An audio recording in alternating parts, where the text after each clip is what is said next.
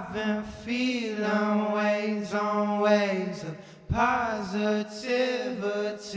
all day. It's so surreal. Oh, it's the way I feel. Assalamu alaikum wa rahmatullahi wa barakatuh. Welcome to the hashtag Making Waves podcast. You are listening to the one and only Aadil and yours truly, Sully. And today we are going to be talking to a close friend of ours, actually. Me and Sully have known him for many, many years. But the main reason he's come on today is because we have seen something in him that we feel like everyone can listen to him, learn something from him. He's got good qualities, good traits. But not only that, he's super hardworking, mashallah. The first time I met him was in the gym. And I remember the first time I met him to when I met him 3 months later. He was so shredded. I was like, and to be honest with you, the reason I'm saying this is when you see someone in the gym that hardworking and reaches their goals, you just know this person is a hardworking individual and someone that's got the qualities to be great at whatever he pursues. So we brought him on because we saw him on TikTok as well, and he has gone on and he's got a stream of becoming a polygot. But I'm not going to talk about it too much. I'm going to let him introduce it himself. Please introduce yourself, brother Samir Kadri. I know, first of all, thank you for your kind words. I really appreciate that. You know, those are things like sometimes I don't even remember, but it's crazy what we all remember about each other. But yeah, my name is Samir. I'm 26 years old, born and raised in Leicester, and I love this city. So yeah, that's a little introduction about myself. Alhamdulillah, that's a beautiful introduction. We're not going to talk too much about Leicester because other people got different views. I love Leicester, man. I love Leicester. We all love Leicester. All right, so what I want to know about within regards to your aspirations and dreams, and before I get into all of that, my question to you is, what do you currently do for a living? So I'll give you a little background of my studies and how I got to where I am today. So I went to university and studied law at Montfort University. After that, I did a master's, the LPC, and I worked as a paralegal for Bod Adam Solicitors, just on London Road. I was there for about a year working conveyancing. Nice. But I always knew that I would probably leave to join my dad's business that he's been running for 20 plus years, which is a taxi firm. But the way we work is that we only work with Leicester City Council and Leicestershire County Council. So all the work is contracted, tendered, and we deal with service users with many various disabilities. Again, it's another eye-opening thing that I've had in my life and really started to appreciate more in my life because I'm surrounded by it every day now. Meeting adults and children with behavioural difficulties and disabilities, going to the schools, the special schools in Leicester, and being around there, seeing a lot of kids in care and how they're growing up, and seeing some unbelievable children who have gone through unbelievable hardships that we may have never suffered in our lives, and seeing how they deal with it and how intelligent and clever they are. So it's a beautiful thing. Mashallah, so you're making waves in your day job. Yeah, you know, I like to think about that at times as well, because you know when you're like around the city yourselves, you don't really see too many people with disabilities in terms of like wheelchairs. You may see one or two, right? But you don't see too much. You're not always surrounded by people with disabilities. Whereas now, every day in my life is that I am, and that's who we work with. It's open your eyes so much. And more than that, you know, and even with the homeless, because there's a lot of times the council will have work for us where they'll ask us to go to the Dawn Centre. I'm meeting people from the Dawn Centre, whereas before, yeah, if somebody asked me for money, I might give them £1 or two, but having a little conversation with them. Whereas now, if you're coming into my car, I welcome you into my car and I'm taking them somewhere, or they're moving from property to property from wherever the council asks for, and you have these really enlightful conversations with them. So yeah, definitely this kind of work has opened my eyes, and yeah, so my dad's been running this company for about 20 plus years with my uncle and their business partner. And they have, I think, around 200 people plus working for them at the moment. Allah give you a lot of barakah always. Inspiration, all of them, all three of them to me. So that's really good, man. So just I want to quickly reference off of that. So in terms of moving from conveyancing into the family business, what are you looking to do following on from that? Are you looking to build it and essentially take over from your father? Are you looking to set up something up yourself? Just highlighting as well on the languages. Are you looking to do something with the languages? What's your next aspiration as well? So in terms of the business, with my dad, he's getting older now. Things are getting hard for him. His health can only, as we get older, Allah always keep him healthy and keep us all healthy. But this is life, right? So I have my older brother as well who's joined. I've got a couple of my older cousins as well who've joined in and left their jobs. They're a lot older than me. They're in their like late 30s, and one of them's in their early 40s. So I think going forward, taking over for my dad and uncle is what we'd look to do. Some of us are more involved in the business than others like me. I take more of a back step, to be honest with it. But because of it, they've given us opportunities in life where we can do a lot of other things too. Yeah. So there are plans for us in the works, definitely, to do things as well, inshallah. So and they've given us those opportunities. So I look forward to going forward with that. I think with conveyancing, as much as I loved studying law, like I really, really enjoyed it. I used to spend time in the university. People like who didn't know me, after they'd meet me and start speaking, they'd be like, "Oh, you're that guy that was always have the whiteboard out teaching them." Exam time would come and I'd be there with like 5-6 students, all my friends or whatever, and I'd just be teaching them what you need to know for the exam, that kind of thing.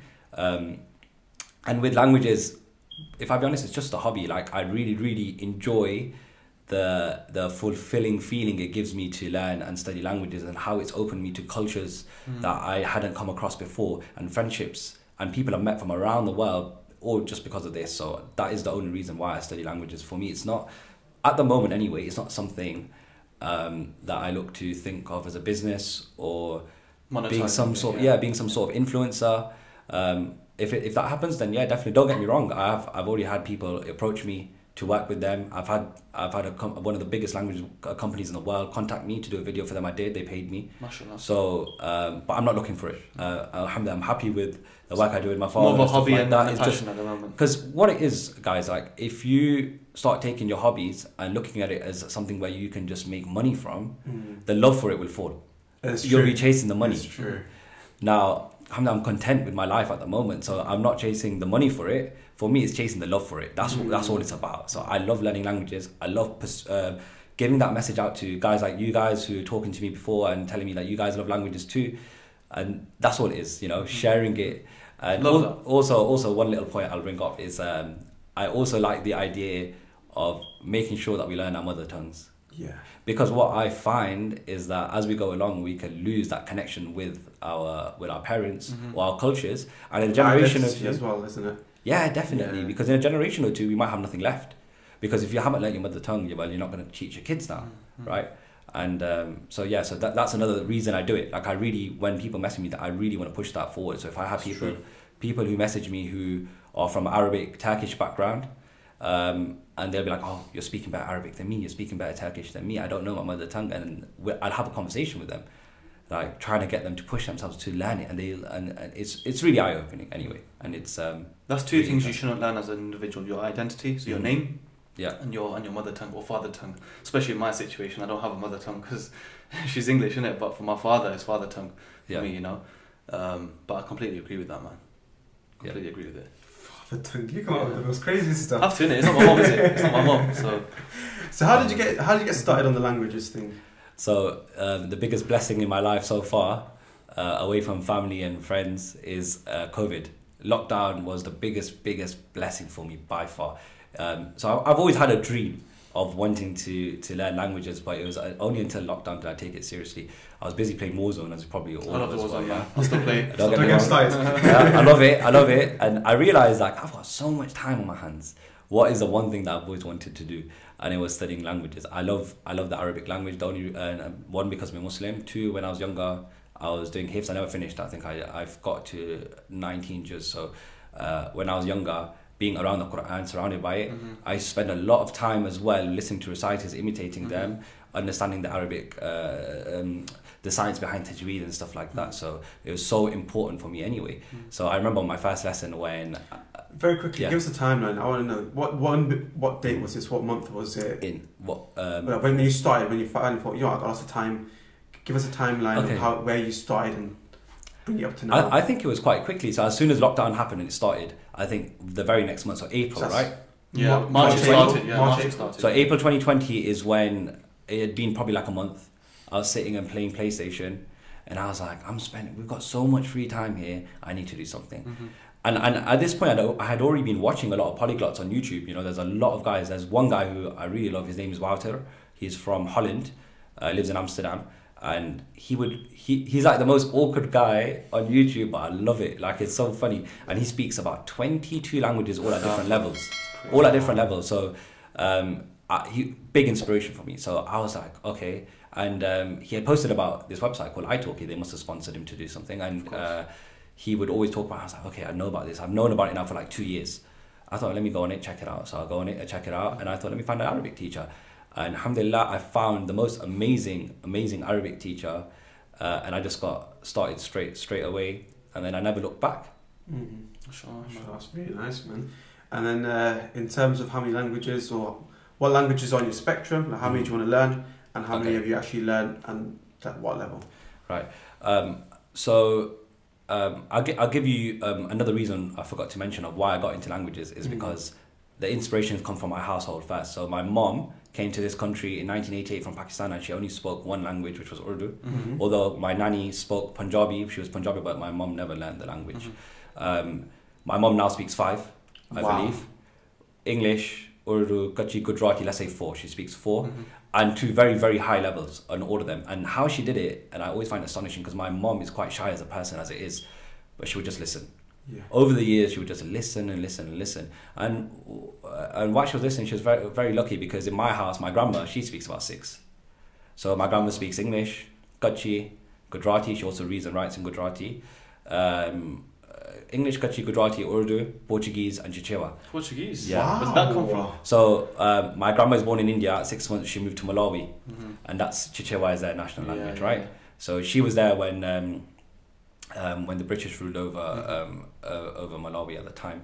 So I've got a video with that. I don't know if any of you lot have seen it. I've done a video on TikTok. It got like over 100,000 views. Essentially, what about? How long ago was it? Cause it was some time ago. 100% like 8, 9. You might have watched it. Yeah. And there she speaks about her different languages, and the comments just went crazy. Actually, it was so funny because she was scared actually of the negative comments that she would get. And I'll be honest, there was one negative comment out of hundreds and hundreds of beautiful comments.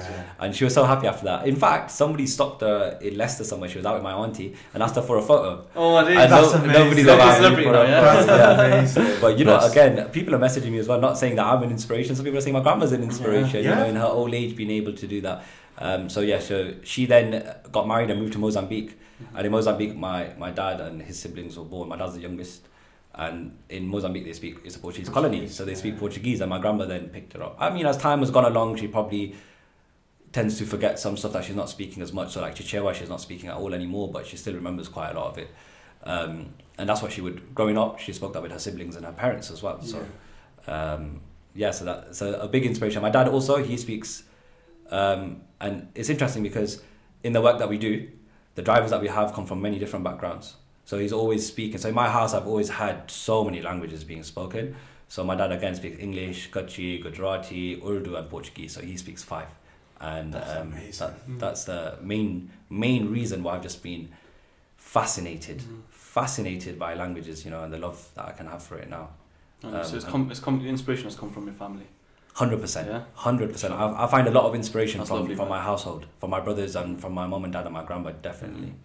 Sorry, Aadil, you asked me a question, but I forgot now. I went into something else. What languages are you looking to learn, and at what level have you learned some languages? Okay, cool. So Arabic, I started in 2020. I studied for, I think, was 3 or 4 months with this teacher. Her name is Ella, from Egypt, from Cairo. And within those few months, I realized that I'm already becoming conversational. The thing is, at the time, I put a lot of effort in. I was watching cartoons. I was taking lessons twice a week for 2 hours. If not 3 times a week sometimes, 2 hours at a time. Wow. And very quickly, and what I try to push to people now when people message me, is that confidence is the most important thing. So I would go out into the streets, any Arab I found, right, I would speak. I would not be afraid. Did you mistake him for being an Arab? Yeah, no. I was trying to speak to him as well. He was all confused when he was looking at me. No, anybody that I met, honestly, I'd go into restaurants by purpose. Like, I'd walk into town on my own. I'd walk into town, I'm doing something, I'd walk into town, I'd be like, all right, where's the nearest Arabic breakfast cafe. There's one someone told me about, but it was like a bit deep into time, where Silver Street and stuff there behind there. I went there and I had a lovely conversation with the guy. And, you know, I go into Adma sometimes and I speak, and he sometimes tells me that even my kids can't speak Arabic and you're speaking better than them, and we'd have conversations with him. And the thing is, early on, like, I'll give you an example. I went to La Mama's early on during COVID, and I didn't know the word for like drinks, so I didn't know how to say it. I said, I want the judge, like I want chicken, orders. So tell us exactly what you said. What was your order? Say it in Arabic. Right, so I said, the judge, my orders. I think that's my normal order. Like, I want chicken with rice, like that, you know, that basic, when I was like saying it like that. And then he said to me, mashroob or mashrubat, which means like drink or drinks. So like, he's like mashrubat, and like mashroob, and I was like, ma ma'na, like what does that mean? And he's like, oh, drink. So that real life experience helped me now, because I can come back and tell you the story. I never forget that word. And also, I was like, oh, he's like salsat, and I was like, salsat, okay, what does that mean? I already know in because he's looking at the sources, right? And again, I said, ma ma'na, as if like sorry, like, and he's like, oh, sources, and I was like, oh, okay. Again, never forgot that experience. Those real life experiences, like, I may have not known the words. Sometimes we think people are going to laugh at us, right? And there might be somebody out there who might laugh at you, right? Stupid. But most of the time when you go out there and you speak to people, you're going to learn words and phrases that you have in these real life experiences that you'll never forget for the rest of your life. And those are those kind of examples. I can give you one more example. When I went to this, I believe the guy was Lebanese. So not Adma, there's another shop, I can't remember the name now, in Leicester. And I ordered breakfast. And again, so I wanted bread, but at the time I wasn't having dairy, right? So I wanted bread, and when you go for breakfast, normally English breakfast, they just put butter on the bread, right? Yeah. So I was like, oh, I want khubz, which means I want bread. And I said to him, what did I say? I said, laysa butter, because I didn't know how to say butter. But also laysa means not. It doesn't mean without. Yeah. So he then turned around and he said, oh, you can say bidun zubda, which means without. Bidun, which means without, and zubda, which is butter. And again, I've never forgot it because of that, you know. Yeah. So in fact, when you go out, being more interactive with the people around you and using them to your advantage is so much better than just being stuck at home in front of a screen and trying to watch a video or whatever. A real life experience will never leave your head. You learn the stuff that you didn't know. Exactly. You know what I mean? Through experiences. Yeah, and that was my aim. And that is why, after those 3 months, I stopped learning Arabic, I stopped taking lessons, and all I did was making sure, like I said, I've got Algerian friends, my friend Yusuf, who I can speak to, and I would just try to speak. And I'd have phone calls with him, I'd go out and I'd speak to people, and it's just got better and better through speaking now. And I just didn't find Arabic that hard to become conversational, if I'll be honest. People think it's hard, but I think people have already put doubt in their heads before they even start. And that's a big, big issue. So yeah, that's my Arabic journey so far. Turkish has been about 9 months now. I've been studying with an amazing Turkish teacher. She lives in Izmir in Turkey. That's the way they want us to say Turkey. Yeah, you have to respect that. So respect that. And Turkish for me is a super difficult language. It is unbelievable. I'd assume so. What about it makes it difficult? The grammar is just something else. So I don't focus on, like, you know, if you're learning in school, they might teach you grammar rules, but I don't focus on trying to learn grammar rules like that. It only confuses you. The thing is, they have this thing called vowel harmony. That can be difficult. They have a lot of endings on words where, how do I explain, like, it's like every word has something added to it, and then it becomes one word, whereas in English we don't have this kind of concept. Can you give us an example for speaking?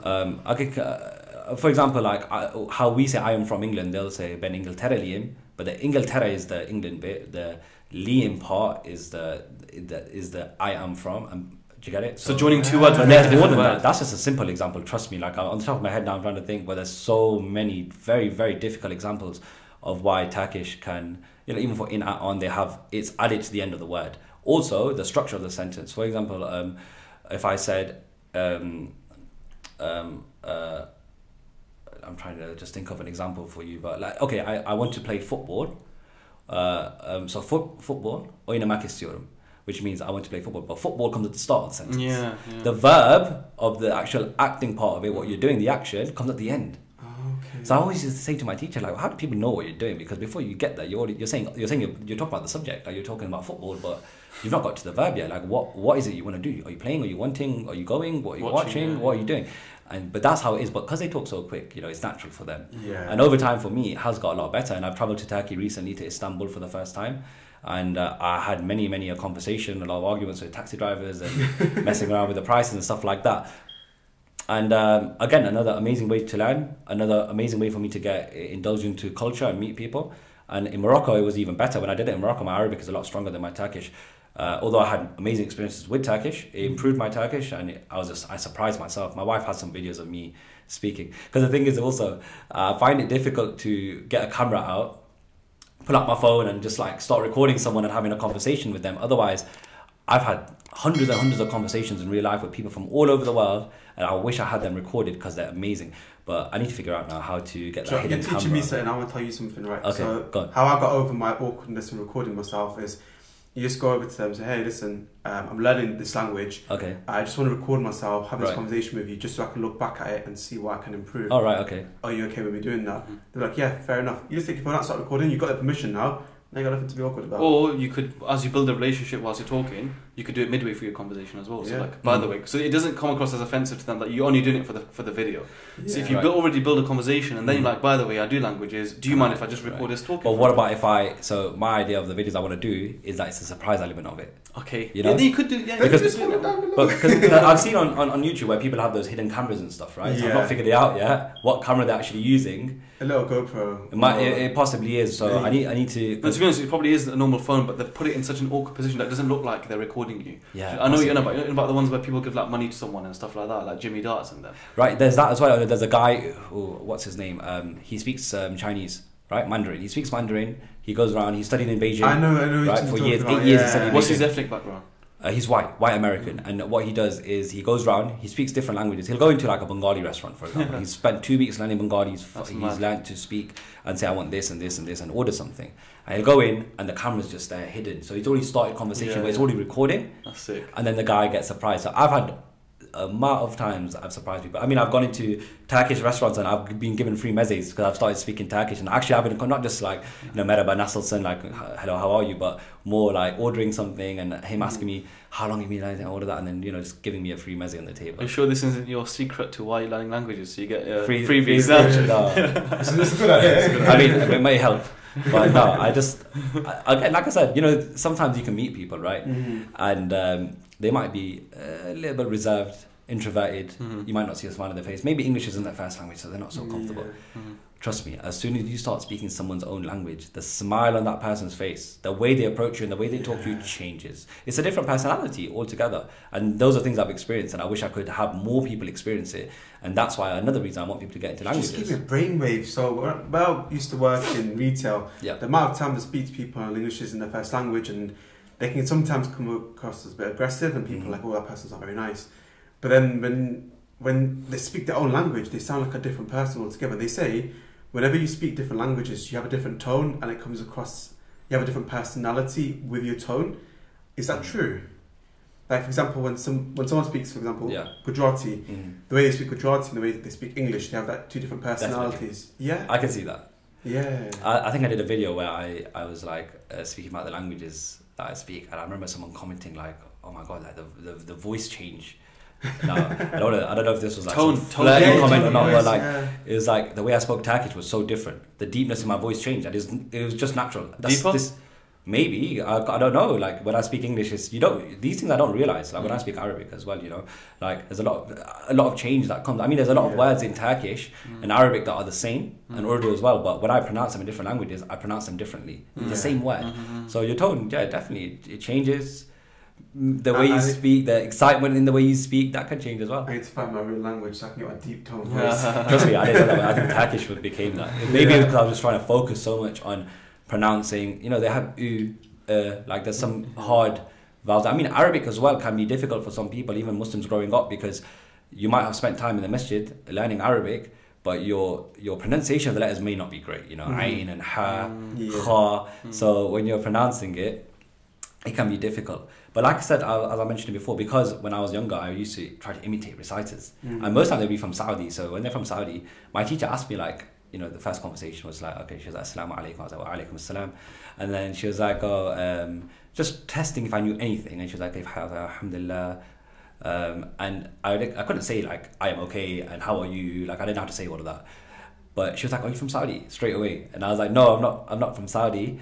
And I was like, "Why is she thinking like I'm from Saudi?" And she goes, "No, it's your accent, like it's really clear and stuff." And I realized it's because that when I was younger, I tried to imitate these reciters. So now when I'm speaking, I pull out this Saudi accent. Although guys, it has changed over time, I do believe, because now when I speak to people, I'm getting all sorts. Like someone thinks I'm from Egypt. A lot of time I do get like, maybe it's the skin tone as well. Some people think I'm from Qatar. Emirati, yeah.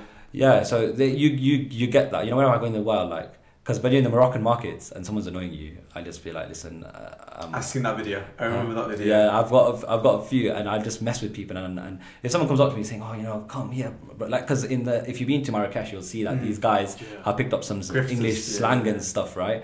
And they'll be like, "Wagwan, bro," and all of this, and I'll just be like, "Listen, أنا عربي, like لا أتكلم اللغة الإنجليزية." Like, for example, I don't speak English. And they're like, "Oh, okay," and they get taken. Leave you alone. But then they leave me alone. In reverse, They leave me alone. Even the taxi is like, "And I'm in Maghrib, like I'm from Morocco," and they go, "Oh, okay," and then, or whatever, right? Yeah. So it's really interesting. Yeah. And so that's Arabic and Turkish, Spanish. I mean, I studied in school. Went to a language school, so I studied Spanish, but didn't really pay much attention or anything like that. It was just now, like, after watching Money Heist with Spanish, La Casa de Papel, I was like, you know what? It's a beautiful language. It is a beautiful language. It's such a beautifully spoken language. A lot of Arabic influence in the language as well. I made a video about that as well on TikTok. But also, this is a funny one. I was spending so much time learning Turkish, and I had started Mandarin. My brain was going crazy, fried. Unbelievably fried. And I was like, you know what, I need to do something easier here. I was like, let me stop Mandarin for a bit and let me do Spanish instead. Easier. So I was like, let me do Spanish. Yeah. There's so you stopped Mandarin to do Spanish? Yes. Okay, I got confused there. I thought you stopped Turkish to learn Mandarin because you thought it was easier. No, I was doing Turkish and Mandarin together. My brain was killing. Okay. It was crazy. Because the thing is, when I'm learning Turkish, although it's so hard, there's a lot of Urdu in there. There's a lot of Arabic in there. So some of these words were helping me. In fact, what's so interesting is that I've learned English words that I didn't know before, learning Spanish.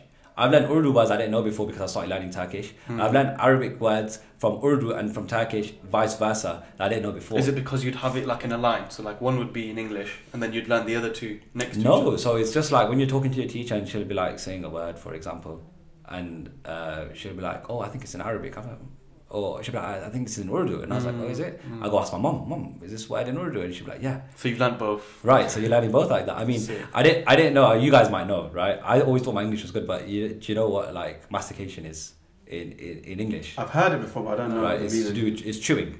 To chew. It's to chew. It's the action of chewing. I didn't know it, but in Spanish, the verb to chew is masticar. Masticar means to chew. So knowing masticar, and my teacher telling me masticar means to chew, it's from English. And I said, "It's from English? Are you sure?" And then I go back. And now I know that word in English as well. So not only am I developing my Spanish and my other languages, I'm developing my English to an extent also. It's really good, man. So you mentioned Spanish is it's not inspired, but there's a lot of Arab words in there, like Arabic words in there, right? Me and Aadil actually went to Malta once. I'm not sure if you're familiar with the place. Yeah. But Malta is in between Italy and Libya, from what I know. And even there, like they have their Maltese language is inspired a lot by Arabic. Right. Like half the words. Because when we were there, I was like, when we were asked, why does Tariq, like for street, is that how you pronounce it? Street, Tariq. In what language? Arabic. The word for street is Sharia. Okay, so Tariq was, I don't know where Tariq is. The thing is with Arabic, maybe it might mean dialect. something else. Yeah, it might be a dialect. So I remember it was street specifically because it was even in Arabic like writing as well on the person's maps. And I said, "Is that Arabic?" And they said, "This is Maltese." But in Maltese, a lot of the words are mixed with Arabic because of the Arabs that moved there. What's interesting about what you said, like I said, it may have been a dialect. So there may have been Egyptian travelers or anywhere from the Arab world, which is vast, right? And they may have traveled over and brought their words from their dialects over. And I'm not familiar too much with any dialect whatsoever, so it's hard for me to judge. And then you mentioned earlier about language at school. We both went to the same one, but you were a couple of years ahead of me, above me. Sorry. What does that play any active role in what you do now? That it was a language at school. Any active role? Okay, so if I can think of anything, so my form tutor was Mrs. Roberts. She was a Spanish teacher as well. So again, going back to my family being such inspirations for me, my dad took us to Portugal in 2008. And now when I think back to it, I've always been inspired by language. Why? I've always been wanting to do it. I remember having a notebook out, and so my dad speaks Portuguese. He never taught us. He never spoke to any of my brothers. But I was out there, and what I would do is I would go, for example, let's say it's a fire extinguisher. On that fire extinguisher, it has some like instructions or whatever. I would just write words, translate it in English, keep a note of it. I've lost it now, but that's what I used to do. So when I used to go back to school, if Miss Roberts would give us work to do, for example, learn, the days of the week, lunes, martes, miércoles, etc. I would do it before she even... So any other lesson I was joking about, messing around, getting in trouble. But even there I was to an extent, but it's the first time I'm doing my homework, but way in advance. So whatever work she would give us, I was learning early. So the numbers, days of the week. This was a true passion, man. This was destined for you, bro. Yeah, so I always wanted... I was just so fascinated by languages, but back then I didn't understand the idea of you get to speak to people and you get to indulge yourself in people's cultures and foods and all of that. So it definitely did have a part to play. Love that. And you had a story, right? Yeah, so you know what, this story this story is so interesting because one time I played football with a lot of my in-laws, my father-in-law and their friends and some of the cousins and stuff of my wife. So we play on Mondays at St. Matthew's in the community centre. Now, as we all know, St. Matthew's is predominantly a Somali area, right? So opposite there's a newsagent, so I go in there. Auntie works in there. Bless her, she doesn't speak too much English. At the same time, I don't speak much Somali at all. But I know when I say a word of Somali, people love it. They get so happy. So I say to her, "Iskawaran, sedetahay," like, which means "how are you?"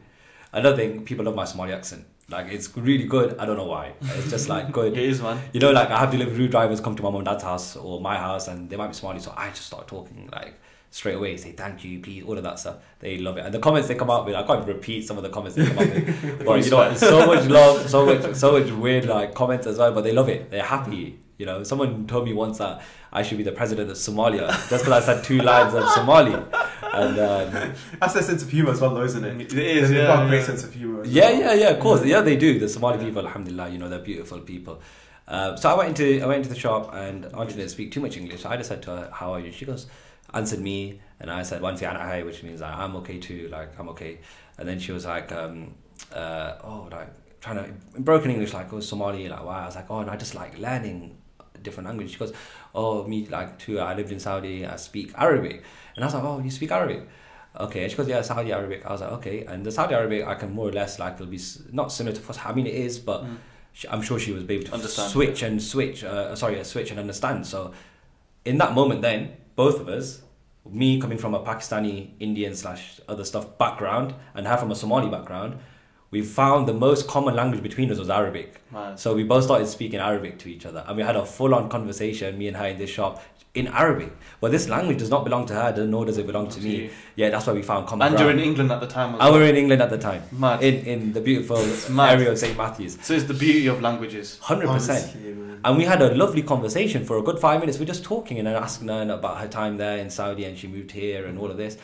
But I couldn't have that beautiful conversation unless I had started learning Arabic, or unless she had not lived in Saudi Arabia. That's the beauty of language, man. It's unbelievable who you can meet along the way, and the conversations you may never have had with someone because you don't speak that language. Now you can have that. Now you've opened yourself up to the world, man. Inspired, man. Bro, honestly, it just makes me want to try and learn as many languages as possible. Like, you're inspiring me so much, inshallah. Obviously, you've got to start off with one. You can't just like, not everyone is as talented as yourself. I wouldn't say I'm talented, honestly. No, the reason I say that is so when I was trying to learn, I told you at the same time when you were learning Fusha, I was messaging you on Instagram. Yes. I started with my brother, but I wasn't making much progress. Because he wanted me to focus on the grammar first before learning the conversational stuff. Right. And you recommended your teacher to me straight away. You're like, "Listen, just reach out to my sister, sign up, go to her, and just go learn."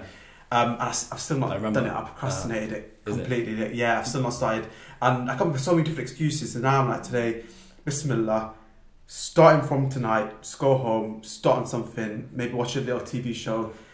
possibly just sign up to iTalk. Yeah, I was going to say, just create an account is the first step. And just try start, because I really want to learn another language. I can only speak one. I can only speak English. I can understand Urdu Gujarati, but I can only speak English, and I feel so like disappointed in myself because I've one, not even learned my mother tongue, and two, I've not even like tried, like fully committed to learning another language. So inshallah, man, I'm sure you can inspire so many people listening as well. Definitely. It's gonna be... Just before, I know we need to move on to the positive side and stuff. What made you learn Somali? So, you know what?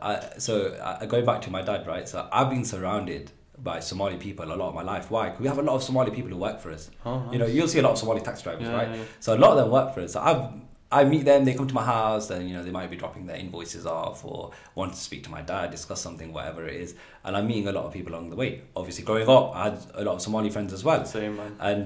And then during the last few years, well, more than that, but being in Majlis, the Sheesh Cafe Majlis, right? The amount of Somali brothers that are in there, I used to just sit there with them. And I used to love it. I used to love spending time with them, the banter, the uncles, like, when it comes to football and how they talk. So I just used to love the culture. I was so interested in Somali culture, in Somali food, because I haven't tried Somali food. I'm still meaning to meet up with a couple of friends so I can go and try the Somali food. Inshallah. And I thought they're so involved in our culture. They eat our foods and stuff like that. Why can't we do it back to them? Do it to them? Why is it that I can't come and try to learn a couple of words when they're watching our Bollywood movies and stuff and learning our words and saying stuff to us? You'd be surprised when people watch Bollywood from Africa. It's massive. It's massive. They all everybody around the world. Even I don't watch Bollywood and they're watching it. Do you know what I mean? Trust me. So that's like a big reason why I thought, you know what, I'm just gonna let me try here, right? And at this time I'd only been learning Arabic. I hadn't gotten to Turkish or Mandarin or whatever. So I thought, okay, let me try it. I spoke to a friend, my brother's friend, who's now become a very good friend of mine as well. And he's Somali, and he would send me textbooks. And it was so hard. I was going on italki trying to find teachers, right? There's only two. And it's funny because one of them was from England. One of them from London, lives in London, all right? Charging out £20-something an hour. Because it's niche, they can charge. There's only two. With Arabic, Turkish, there's hundreds. Yeah. So if not thousands, right? So you have to remember, these are teachers from all over the world. So there's going to be a massive pool of people. But with Somali, there was only two. There's this guy, and now we got a brother in one Walal, which is his brother, in Somalia. And what he was doing is he's seen this guy's price, seen as nobody else charging that price. So he put him down by 1 penny.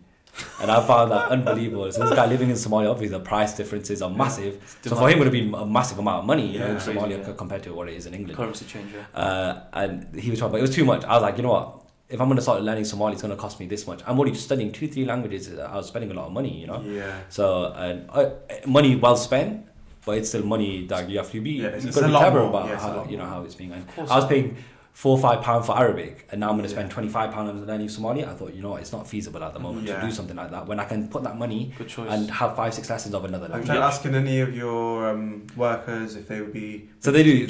The thing is, I've had comments.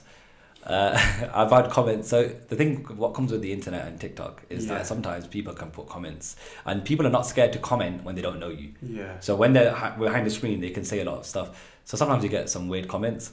But I've definitely had a lot of aunties and sisters who want to teach me Somali, who've messaged me, and I'll be like, look, I can't get it, but I'm a married man. So you do get that sometimes.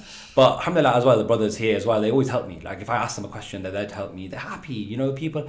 Even when I made that Somali video, which I'm sure you saw, right? Absolutely. So the comments are unbelievable. People love it. Like people are just so happy, especially with the Somali language, because people are so happy that someone will take out their time to promote the Somali language, post on the internet, I'm not Somali, and two, just have that love to even learn, a line or two.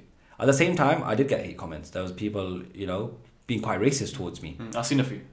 And this is the big but, is you should never let that get to you. So people are put off learning languages, one, because you get hate. I've had hate learning Arabic. Sometimes when I say something, I say things like we should say or we could use, right? And the idea of me using we angers some people. Not many people, 1 or 2, but there's people who will say, what do you mean we? You're not Arab. Why should you say we? It's crazy, man. Now, good and bad in every situation. Exactly. Yeah. So at the same time with the Somali stuff, I had that. I had people call me a brown dog and stuff like that. You know, it was really bad. But just I didn't care. Small minority, isn't it? It was one or two people. You're gonna get racists everywhere. Yeah. The thing is, the way I think about it is, the only reason they're saying that is because number one, they're scared. They don't know what's his intentions behind learning the language, etc. But number two is because you're on the internet and there's no repercussions for them. Definitely. So, and the one thing I always think about whenever you get hate is without the hate, like you also don't get the praise. So yeah, definitely. They come hand in hand. You have to come. You're always going to get critics. But going into that, yeah. I've got a question for you. So, in your language journey, or maybe even when you're in university, I'm not going to say what L did you take, but what struggles did you have to overcome? Whatever you can think of. Procrastination is massive. It's look, we're talking about it now. You've just told me that that's what you were doing. And yeah. See, if you think about it like this, right? Today you'll be like, oh, you know what? I want to do this, right? Whatever it is in life, you want to start the gym, whatever. And then you're like, you know, I'm going to start in 2 weeks. So you make up your mind and you're like, I'm going to start in 2 weeks. Now 2 weeks comes and now you've been lazy in those 2 weeks about it because you should have said, I'll start straight away, right? Instead you don't. Now 2 weeks comes and you say the same thing again. Now, or with languages, what a lot of people do is that you say, you know what, it's too hard. I can't do it. If I start learning, I'm only going to get so far up and then it'll take me this long. But what's the point of putting a time limit on it? You know, there is no time limit. And the way you study Aadil and the way Sully's studying, it's different. You might learn a bit quicker than him, or you might learn a bit quicker than you. Or you guys both might learn a lot quicker than me. It doesn't matter. End of the day, we're not racing each other. We're in no competition. So it doesn't matter how long you take.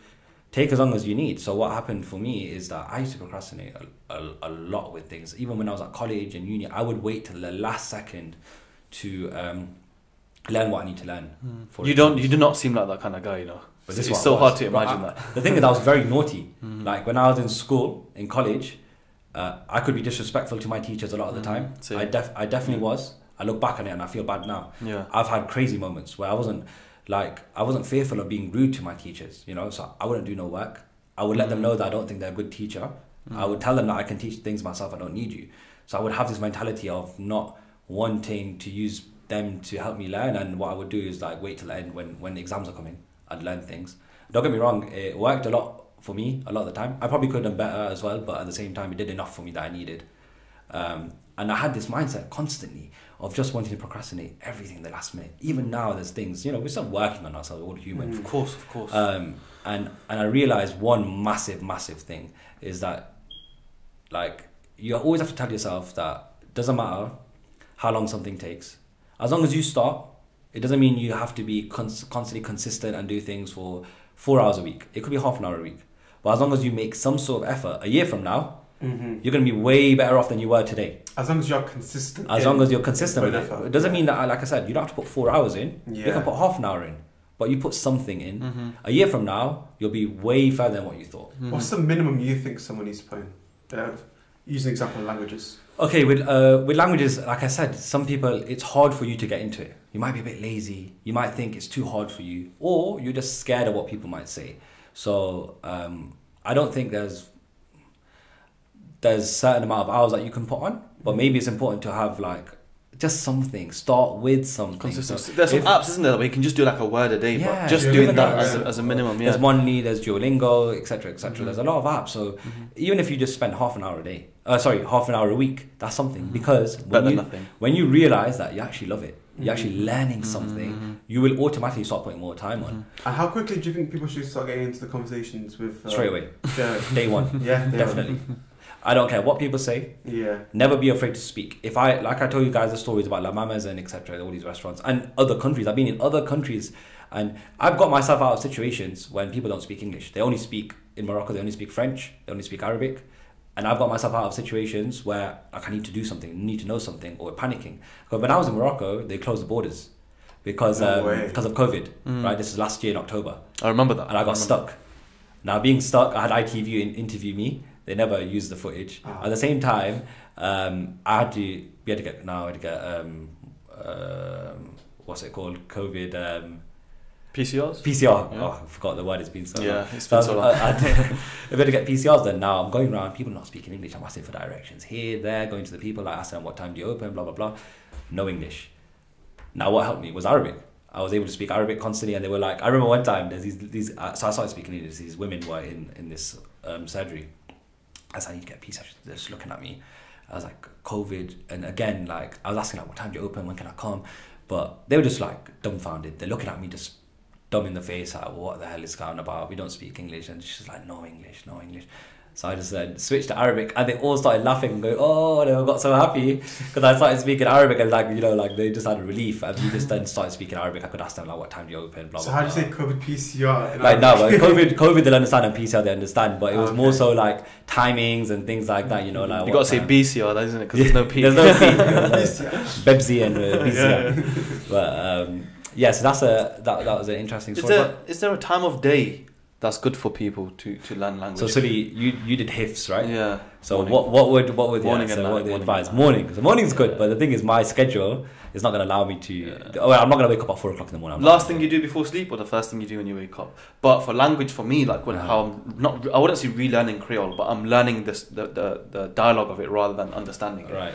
And I'm doing that in my lunch break, believe it or not. Like for me, I find that like a midday thing, my eyes off the screen on the book because I'm using the book.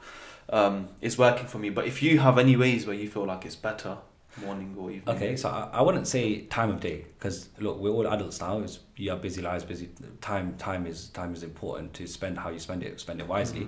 The thing is though, whatever time you get, just use it, utilize that time. Doesn't matter when it is, just don't be lazy about it. You know, put your time in. You might go home today, you're gonna think, I'm gonna watch something on TV, Netflix or whatever. Instead, sit down for half an hour and just look over some words.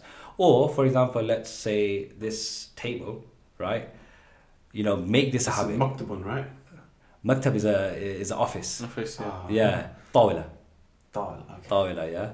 And kursi is chair. Kursi is chair. Kursi is chair in Turkish, Urdu, Somali.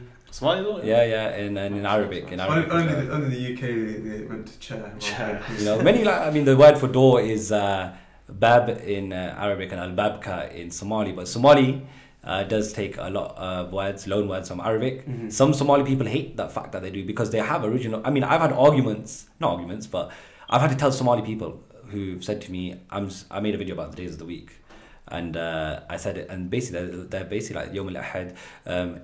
It's basically the same as the Arabic one. So Yom al-Ahad is Arabic, but they have Ahad, Ithnan, Talado, Arba'o, like stuff like that. And someone will comment, that's not Somali days of the week. And other people would say, no, of course they are. They're like, no, that's Arabic. But they are actually original Somali days of the week. But over time, Arabic has just taken precedence over it. And now they're using those Arabic words. So some people will not believe you. They won't believe you when I tell them there's that original Arabic words. Go on YouTube, you'll find it. They just won't accept the fact. But yeah, back to that point. It was just, Sully, what you do is, for example, you see this table. Why don't you keep on your phone, guys, yeah? This is what I do. A Google Translate of English to English Arabic, whatever language, English to Creole, whatever it is, right? I'm putting the word table. So like, you know, like these main like words, you might say camera or I don't know, chair. Things you see in front of you on a day-to-day basis. Like you remember it there and then, you're like, oh, why not I just put it into Google Translate? That's a sick idea, man. I put in table. Okay, طاولة comes up for Arabic, right? Now you've got the word. It's there. You've seen it once, you might forget it tomorrow. But again, the next day you come back and you're like, let me put it in again. I can't remember it. طاولة is the same method when we use for hifs. Repetition. All you need to do is keep putting words in and again, and one day it's there in your head and it'll be there forever because you've put so much effort into trying to remember that word. So that's a good tip, I'd say. Definitely. That's a really good tip, man. It's a really good one. Moving on, inshallah. Has a positive mindset and attitude helped you in life in general, and how so, if it has, which I'm sure it has anyway. Yeah. Not even just a positive mindset, but your mindset, your drive, your desires. I think just going through life, I've had times where I remember my college teacher telling me to drop law. He goes, you don't know anything, you're at the bottom of the class. And then I think when we did the first exam, I ended up getting, and actually he was right, he wasn't wrong, I didn't know anything. But what's helped me is that I've always had that drive. If someone tells me I can't do something, then I'm going to think to myself, well, I don't need to be the best at it, I don't care about being the best, but I can do it. Like why do I have to be where people think that, you know what, you can't do this or you can't do that, you know, no point you doing this, you're not that good at this.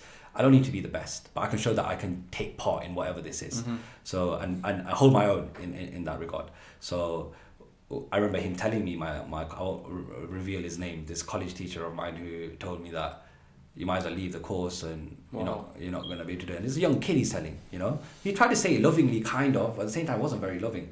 And anyway, we had an exam, first main exam, like 2 months later or a month later, and I got the second highest mark in that exam in the class. The class themselves were shocked because I used to mess around and make jokes. But again, that was just my drive. Like if someone's going to tell me I can't do it, well, like I said, I don't want to be the best. I don't care about being the best. But for myself, I want to be the best for myself. That doesn't always mean I'm going to be the best at playing football or whatever it is. But if you can be the best for yourself, that's good enough. And that's what I was happy with. That's all that's needed. Yeah. So that has then driven me going forward. And like I was mentioning to you guys before off camera about how some days my brain is fried, but I'll still push myself because I know I got it in me. Like them days I'm struggling with Turkish, my teacher's like, we're smiling, I'm like laughing, I'm like, I just don't understand, like this is just like a new thing in town. I'm like, oh, it's crazy. Have you got any coping mechanisms for the fried brain work? Things that you do to overcome it? Have you learned any techniques and stuff? I step back.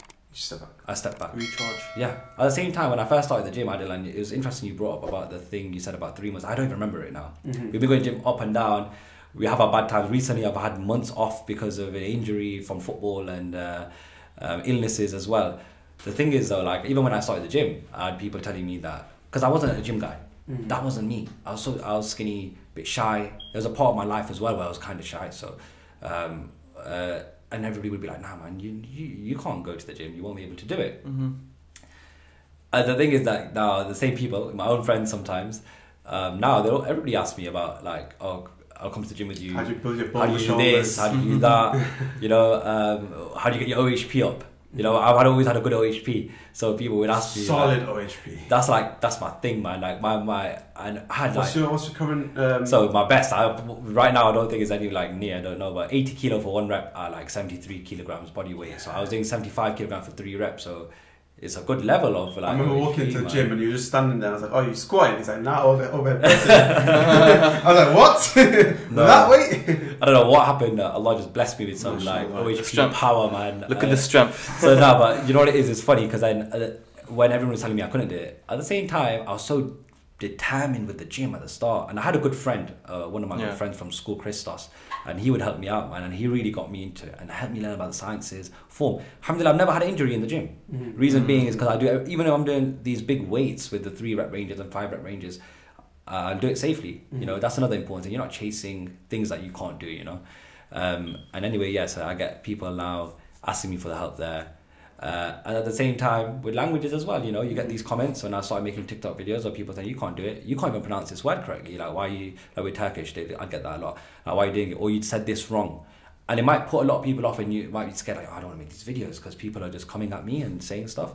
For me, it was just a drive, man. Like, okay, today I can't pronounce the U properly, so I'll make myself do it. And I will do it. I don't have to let people tell me what I can and can't do.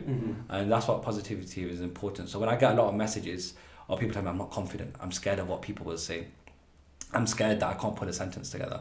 I go most of the time, 99% of people that you meet when you go out will know that you're a learner, will appreciate that you are learning their mother tongue, appreciate it and think, wow, that's an amazing thing for someone to take their time out and learn another language that isn't yours, and everybody will be there to help you. And the mistakes you make will only make you stronger, because when you make a mistake, you won't make the same mistake again, because someone will have corrected you. And when they correct you, you'll come back the next time and remember that situation and think, okay, last time I said it wrong, or this was wrong, or I used the wrong word, or whatever it is. So the next time you'll be a lot better. Yeah, and it helps a lot. Love that, man. So just obviously it's quite a long podcast, or podcast for people to listen to, and they might like all of our listening skills, it cuts out after a little while and then comes back in and you remember and listen to little bits. I want you to give like people a quick summary of like how you started learning languages was different, but how you'd recommend them to start their journey, what the first thing they should do, and what sort of plan they should put in place reasonable for them to start learning a language. Okay, so a lot of these things I've covered on my TikTok page, where if people follow me, they can find loads of videos on tips and tricks. What's it called? Languages with Samir. Okay. But if I summarize some points, one, the first thing is be confident and be happy in yourself. That's the first point. Don't look at yourself as in any sort of negativity that you can't do it. Come in with the attitude that you can do it. Doesn't matter what level or how long it'll take, whatever it is, as long as you're trying, you're going to get there, you know, and you'll get better. Like we said, today you'll be at 0, but in a year's time you're not at 0 anymore. You might only be at 5%, but you made an improvement. And that's what life is about. But the main things I would say is don't focus on textbooks, throw them away, and forget about grammar to an extent. You know, not how when you're in school and they're like so focused on the grammar, like you're just confusing yourself. Grammar, you know, in Arabic is called nahwu, like with grammar, people can concentrate on it. Like I met many people who study Arabic nahwu, but like the problem is they're like, oh, I can't speak. Because you're not practicing putting sentences together. And also when you're talking, things won't come naturally to you because the first thing you think about is the grammar. Is the grammar correct here, grammar correct there? But one thing you have to remember is when I speak languages, I'm not native to these languages, so I make a lot of mistakes. So when I speak in conversation, think about it like this, right? How many people have you met where English isn't their first language? Look at Jose Mourinho, for example. His English is not perfect in terms of grammatically and structurally, yet you understand every single word he says. You know what he's on about. But if you wanted to, you could correct him if you wanted to, like this is how the sentence should be structured. Yet you understand him, so does it matter? No, it doesn't. And this guy is a guy who speaks multiple languages for many, many years. He's probably been speaking English for way longer than we've been born. Yet he speaks it to such a high level, yes, with these mistakes. So there's many people that we meet like that. So it's not always about it having to be perfect, the grammar or the structure. And what happens is people focus too much on grammar and structure, but sometimes making mistakes is okay. As long as you're understood, that can be enough. I mean, it's the same way someone, I don't use the word freshie because it's derogatory, but the same way someone like can't speak English properly, we don't judge them for that. So we should expect, is what you're saying, we should expect the same when we are speaking someone else's language, that we shouldn't be judged for I think he's saying we should expect it. I think he's saying that we should just be understanding that if we can, if all people can listen to other people speaking a language and they understand what they're saying, they're not going to go correcting them, they're just going to listen and understand. But they will understand why we're not speaking their language the way because you're not native. So people are out there making jokes of so-called freshies that they want to use, of their own people that they want to use those terms for, but like these guys speak multiple languages, man. Some of these guys, it's crazy what they can do. Favorite thing is listen to Nines' bar. He says, how can you mock another man? What's the line? I can't remember the line, but anyway, the lines of one of the songs says, you can't mock a person that's trying to speak your language when you can only speak one. Exactly. And it's the same principle. Just to kind of finalise, what we like to do on our Waves Positivity podcast is, or Making Waves podcast, sorry, I have to correct myself. We like our guests to give people a piece of motivational advice about anything, something that you feel like is very important to you and it's one of your main principles in life. Right. What line would you share? I feel like my main point of advice I've already shared, and so I'll repeat it, and I'll just simplify it. But it's just look at life in this way: is today we're at 0, and then if you do nothing, then you'll still be at 0 in a year's time. And now you can keep telling yourself the same way, Aadil, like you've told me about you're procrastinating about languages, and 2 years on, you're still at 0, right? Because you've not started it. So but the thing is, if you had started it, you might have made 5% of progress. Should have learned it by now. Maybe. 2 years on. I mean? So again, it doesn't matter about time frame. Guys, just like push yourself to start something. Start something and take it from there. And don't give up as well. Obviously, there will be a hard time with it. There'll be times that you love it. There'll be times that you hate it. But as long as you're making consistent progress, and I mean literally by just a percentage at a time, 0.5%, it doesn't matter. Because if you stop it completely, where you'll be in 2 years is at the same place that you were today. So you'd rather start something and improve. And if someone improved by 50% and you only improve by 5%, doesn't matter because you're only in competition with yourself. So it doesn't matter. Love that, man. Beautiful, man. Samir, it's an absolute pleasure. Thank you so much for coming on. Thank you for inviting me. Guys, please go follow Languages with Samir. Languages with Samir. TikTok and Instagram. TikTok and Instagram. Go check him out. Go tell him Waves Positivity sent you as well, just so he knows. Got the family, the Making Waves family, supporting Samir, inshallah. So please go follow our YouTube, or subscribe to our YouTube, follow our Instagram, go check us out on Spotify, Apple Podcasts. Well, we're everywhere now. Website as well, got a website, wavespositivity.com or .co.uk. We've got both. Thank you guys so much and keep making waves.